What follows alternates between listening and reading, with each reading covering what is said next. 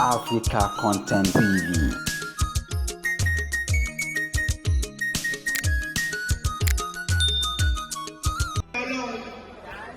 Ẹni tí a wá kọ́tì lónìí aláìwá Sùlẹ̀mánù Adékúnlé Àlàó Màláíkà ọlọ́run sọ ọdún tó jà àwọn gbogbo òjòfẹ́ farabalẹ̀ fọlọ́run ẹ̀dá ìtòlùtọ́lọ́run farabalẹ̀ fọlọ́run gbogbo tí wọ́n ti bọ̀ ẹ̀dá ìsinmi láàrin ìṣẹ́jú kan sí méjì ẹ̀dá ìtòlùtọ́lọ́run ọlọ́run ìjẹ́kọ̀ọ́lẹ́ wa ní òní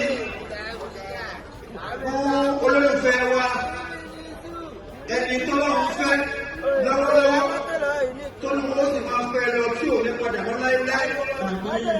Torí ẹni náà láti Sùlẹ̀mánù Adékúnlé Àlàó Màláíkà kò sí ìkẹta míì tó dìbò má tayọ àlùkòyáàmì téèyàn bá ń sọ̀rọ̀ nípa àgbà ọlọ́run láwọn ń tẹ̀lé ní Yúsúfù ọmọ òkúta kíkí kí n sọ̀rọ̀.